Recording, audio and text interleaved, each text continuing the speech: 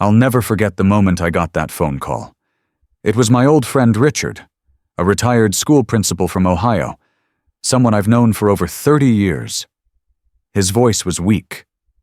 He had just been discharged from the ER after days of confusion, nausea, and a strange heart rhythm. What shocked me most wasn't just his condition. It was the cause. Richard had been taking high-dose vitamin D supplements, 10,000 IU every day, for nearly 6 months, thinking it would boost his bones as he aged. He read about it online. No doctor, no blood test, just blind trust in a bottle. What he didn't know is that the safe upper limit recommended by the NIH is only 4,000 IU per day. And according to the Cleveland Clinic, long-term overdose can cause calcium buildup in the blood, leading to kidney damage, arrhythmias, and even hospitalization, just like what happened to him. This is not just Richard's story. Across the U.S., vitamin overuse is silently harming older adults who are trying to stay healthy but lack proper guidance. Many older adults believe that taking more vitamins automatically means better health. But the truth is, too much of certain vitamins can actually do more harm than good. From liver damage to nerve problems, kidney stones to internal bleeding, overdosing on supplements is a growing but often overlooked danger, especially in those over 60. That's why today, we're going to walk you through 5 specific vitamins that can become dangerous or even life-threatening when taken in excess, particularly for seniors. So grab a seat, take notes if you need to, and welcome to Elderly Health Tips, the channel where we bring you science-backed advice, real-life stories, and simple steps to help you live stronger, longer, and safer. What are we waiting for? Let's dive right in and explore 5 vitamins that can be dangerous for people over 60 if taken in excess. The first vitamin that can negatively affect senior health is vitamin A. Most people don't realize this, but taking too much vitamin A after age 60 could quietly wreck your liver, thin your bones, and even increase your risk of fractures by over 100%. Now let's break that down. In my practice over the decades, especially with my older patients, I've seen a common pattern. People take vitamins because they want to stay healthy, not realizing that more isn't always better. Vitamin A is one of the easiest vitamins to overdose on, particularly in the elderly. Why? Because it's fat-soluble, which means it gets stored in your liver and fat tissues. It doesn't flush out like vitamin C or B complex. According to the National Institutes of Health, NIH, the recommended daily allowance, RDA, for adults over 50 is 900 micrograms, RAE, retinol activity equivalents, for men, and 700 micrograms, ARAE, for women. But the upper limit, UL, the absolute maximum you should take, is 3,000 micrograms per day, or about 10,000 international units. Now here's the kicker. Many supplements contain 5,000 to 25,000 international units of retinol per capsule. That means just one pill could push you to dangerous levels, especially if you're also eating fortified cereals, dairy, liver, or taking a multivitamin on top. Let's look at what the Harvard T.H. Chan School of Public Health found. Long-term intake of high-dose preformed vitamin A, retinol, is linked to a significantly increased risk of hip fractures in older women. In one large study of over 72,000 postmenopausal women, those with the highest intake had nearly double the risk of breaking a hip. And this isn't just about bones. The CDC and Mayo Clinic both warn that chronic excess vitamin A intake can lead to liver toxicity, hair loss, blurred vision dry, or peeling skin, intracranial pressure changes, which can mimic a brain tumor. I had a patient, Robert, 69, from Oregon, who was taking 2 different supplements for his vision and skin health. Both contained retinol palmitate. His blood tests showed elevated liver enzymes, and he was experiencing pressure headaches. We removed the supplements, rechecked his labs after 8 weeks, and his liver numbers dropped back into the safe range. Here's another important point for older adults. Aging reduces liver metabolism. That means the body has a harder time clearing excess vitamin A, leading to accumulation even at moderate doses. If you're middle-aged and prepping for a healthy retirement, this is your chance to get ahead of the curve. So what should you do instead? Get your vitamin A from food. Sweet potatoes, carrots, spinach, kale, and cantaloupe are all rich in beta-carotene. Avoid supplements with high doses of retinol palmitate or retinol acetate. These are the most dangerous for liver overload. Check your multivitamin label.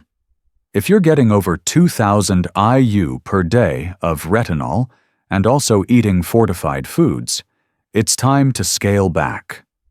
Talk to your doctor about your liver health and bone density, especially if you've had fractures, joint pain, or liver concerns. Ask for a serum vitamin A test if you suspect you've been overdoing it. It's a simple blood draw. The second potentially dangerous vitamin for seniors is vitamin D. I've seen this countless times in my own clinic. Seniors come in convinced they're doing the right thing. They've heard that vitamin D supports bones, immunity, and even mood, which is true. But here's the critical detail. More is not always better, especially as we age. According to the National Institutes of Health, NIH, the recommended dietary allowance, RDA, for adults aged 51 to 70 is 600 IU per day, 15 micrograms. For adults over 70, it increases slightly to 800 IU per day, 20 micrograms. But the upper tolerable limit, UL, meaning the highest daily amount considered safe, is 4,000 IU per day, 100 micrograms. Now here's where the problem begins. Many over-the-counter supplements, especially those labeled immune support, contain 5,000 to 10,000 IU of vitamin D per serving. And people are taking these daily for months, without ever checking their blood levels. I've had patients combine these with fortified foods, multivitamins, and calcium D chews, not realizing they were stacking up way beyond safe levels. What happens when that line is crossed? A 2021 report from the Mayo Clinic proceedings showed that vitamin D toxicity, once considered rare, is now a growing clinical problem. Their review found that even healthy people can develop hypercalcemia, high calcium in the blood, when their vitamin D levels rise above 100 nanograms per milliliter. In fact, in one observational study by the Endocrine Society, patients who consistently took over 10,000 IU per day for 3 to 6 months experienced a 15 to 25% increase in kidney stone risk, elevated calcium levels in 8 to 12 weeks, fatigue, nausea, constipation, and even confusion due to mineral imbalances. And here's something sobering. According to the Cleveland Clinic, vitamin D toxicity can lead to calcification of arteries, where excess calcium builds up and hardens the blood vessels. This can increase the risk of arrhythmias, irregular heartbeat, heart attacks, permanent kidney damage. So what should you do to stay safe? Here's my practical advice from one experienced doctor to you. Always test before you supplement. Ask your doctor for a 25-hydroxyvitamin D blood test. The ideal range? 30 to 50 nanograms per milliliter. Anything above 60 to 70 nanograms per milliliter, without medical supervision, is risky. Keep your daily dose under 4,000 IU. Unless your doctor tells you otherwise, for deficiency correction, stick to 1,000 to 2,000 IU per day. That's enough for most older adults in the U.S. Know your sources. Fortified dairy, cereals, plant-based milks, and even orange juice often have added vitamin D. So if you're eating these regularly, adjust your supplement accordingly. Watch out for combo pills. Many calcium plus D3 tablets push your intake higher than you think, especially if taken twice daily. Sunlight is still your friend. Just 15 to 30 minutes of midday sun exposure on your arms and legs a few times a week can help maintain your levels naturally, without risking overload. The third potentially harmful vitamin for seniors is vitamin E. Taking vitamin E while on blood thinners might seem harmless, but research shows it could increase your risk of internal bleeding by up to 69%. And you might not even feel it happening. As a physician who has worked closely with older adults for more than 40 years, I can tell you this is one of the most overlooked interactions in senior health.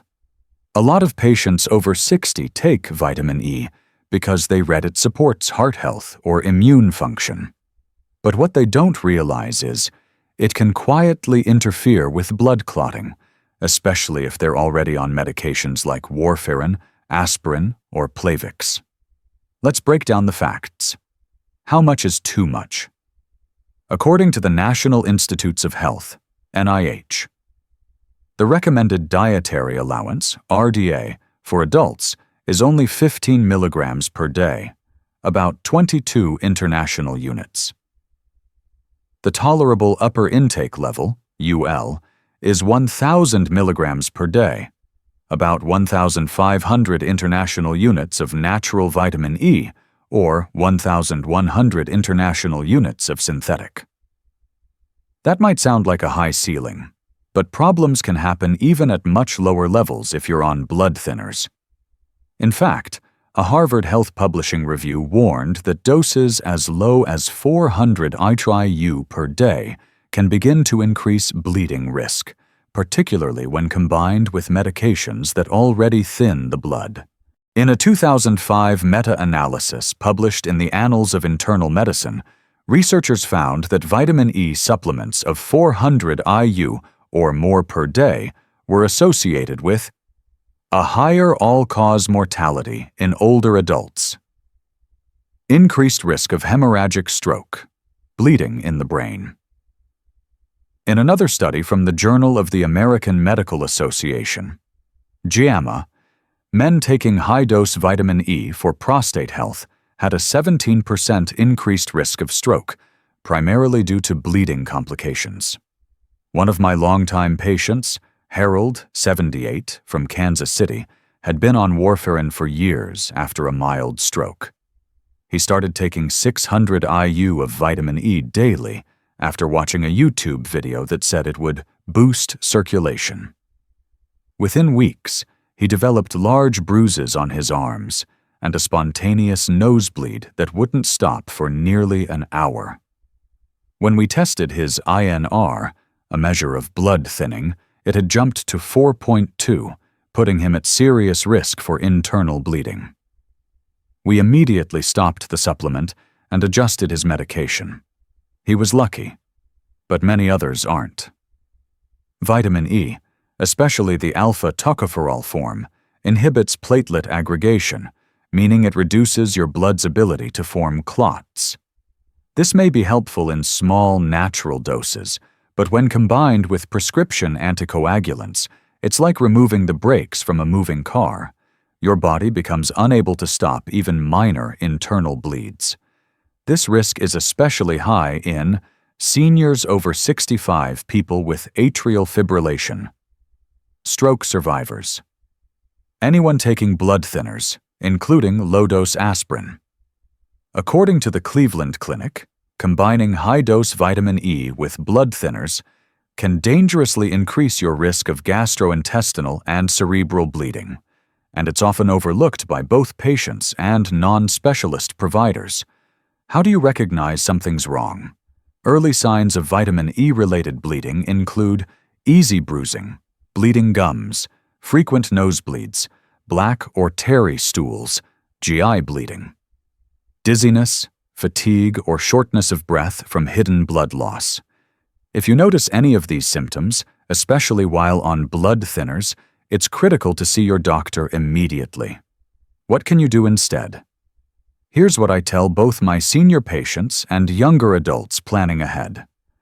Always tell your doctor if you're taking any supplement, especially vitamin E, even if it seems natural. Avoid high-dose supplements. Most people meet their needs through diet. Supplements over 200 to 400 IU per day should be avoided unless medically necessary. Get vitamin E from real food. Almonds, sunflower seeds, avocados, spinach, olive oil. These foods provide vitamin E in safe, bioavailable forms with other helpful nutrients. Check your multivitamin labels. Some heart health or anti-aging formulas sneak in large doses of vitamin E. If you're on warfarin, monitor your INR regularly and ask your doctor before adding any supplement. Let me ask you something. Are you taking aspirin or any blood thinner without realizing it interacts with vitamin E? Do you check the amount of vitamin E in your daily supplements or just assume it's safe? In the number 4 spot, niacin, vitamin B3.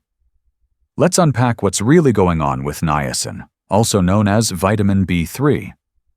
While it's true that niacin plays a key role in energy metabolism, DNA repair, and heart health, the problem starts when people go beyond natural food-based doses, and that happens a lot, especially in older adults trying to self-manage cholesterol. According to the NIH Office of Dietary Supplements, the recommended dietary allowance, RDA, for adults is 16 milligrams per day for men, 14 milligrams per day for women. The tolerable upper intake level, UL, is 35 milligrams per day, but only for nicotinic acid, due to the risk of flushing and other side effects. So why do many supplements contain 500 milligrams to 2,000 milligrams of niacin per dose? Because high-dose niacin has been used, especially in the past, as a cholesterol-lowering agent. It can raise HDL, good cholesterol, and lower LDL and triglycerides. But what most people don't realize is that these doses are pharmaceutical level and must be supervised by a doctor with regular liver monitoring. A landmark study published in the New England Journal of Medicine, 2014, evaluated over 25,000 high-risk heart patients taking extended-release niacin, 2,000 milligrams per day, with a statin. The results: no significant benefit in reducing cardiovascular events, 17% increase in serious side effects, including liver inflammation, gastrointestinal bleeding, diabetic complications, skin rashes, and ulcers.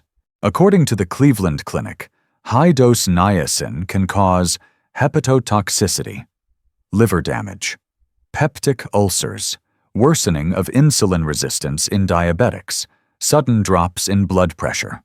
The Mayo Clinic also warns that niacin, particularly in doses above 100 milligrams, may trigger headaches, dizziness, skin flushing that can last over 30 minutes, nausea, and stomach irritation.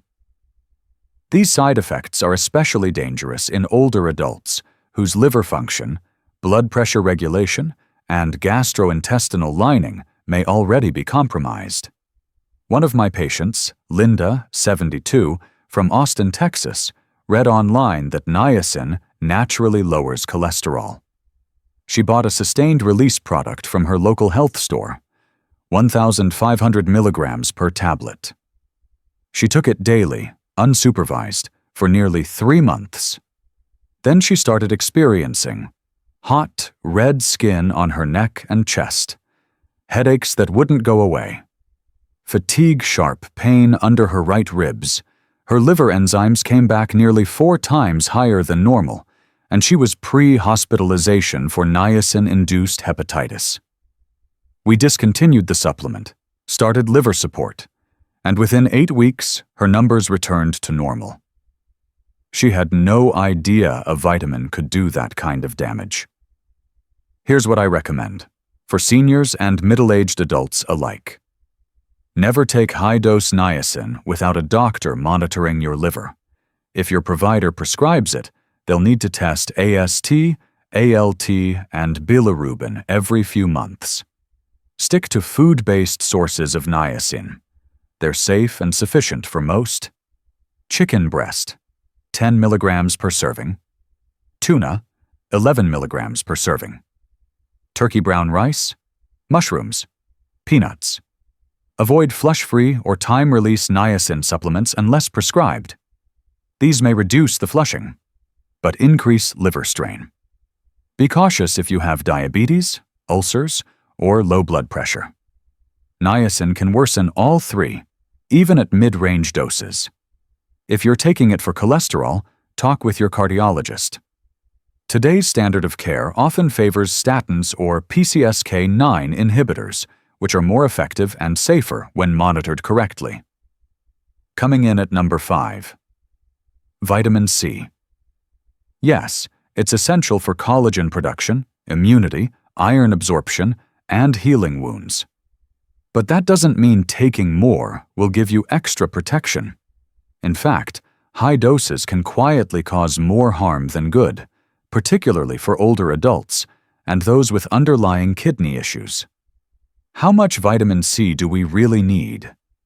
According to the National Institutes of Health, NIH, the recommended dietary allowance, RDA, for adults is 90 milligrams per day for men, 75 milligrams per day for women.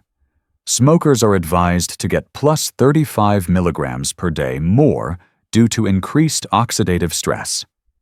The tolerable upper intake level, UL, meaning the highest daily amount considered safe, is 2,000 milligrams per day for adults.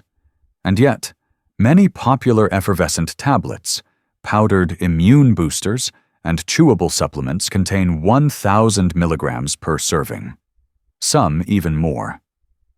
It's not unusual for people to take 2 or 3 a day, pushing them far beyond the safe range. A study published in the JAMA Internal Medicine, 2013, which followed over 48,000 men for more than 10 years, found that men who took more than 1,000 milligrams per day of vitamin C supplements had a 41% higher risk of developing kidney stones. The reason? Vitamin C breaks down into oxalate in the body, which binds to calcium in the urine, forming calcium oxalate stones, the most common type. That's not a small increase, and it becomes especially concerning for men over 60, those with mild kidney dysfunction, anyone with a history of stones or dehydration. Meanwhile, the Mayo Clinic and Harvard Health both caution that excess vitamin C can also lead to diarrhea, nausea, cramps, or bloating false positive blood sugar readings in diabetics, impaired iron metabolism in people with hemochromatosis, a condition where the body stores too much iron. Here's my advice, whether you're in your 60s or planning ahead in your 40s or 50s. Don't exceed 500 to 1,000 milligrams per day without medical supervision. For daily use, 250 milligrams is enough if your diet is balanced. Get your vitamin C from food. It's safer, better absorbed, and comes with fiber and other antioxidants. 1 medium orange equals approximately 70 milligrams. 1 cup strawberries equals approximately 85 milligrams. 1 cup broccoli equals approximately 80 milligrams. 1 bell pepper equals approximately 95 milligrams. Avoid immune-boosting hype. There's no proof that high-dose vitamin C prevents colds or infections. At best, it may slightly reduce duration. Drink plenty of water if you take any vitamin C supplement. This helps dilute oxalate levels in the urine. If you've ever had a kidney stone, especially calcium oxalate stones, talk to your nephrologist before using any vitamin C product. When it comes to vitamins, even the ones we think are safe, the risks can sneak up on us. Too much vitamin A can hurt your liver and bones. High-dose D might damage your kidneys. Vitamin E can silently increase your bleeding risk, especially if you're on blood thinners. Niacin may lower your cholesterol, but at a cost. Ulcers, liver strain, and sudden drops in blood pressure. And even vitamin C, when overused, can bring on kidney stones and gut trouble. So here's the truth.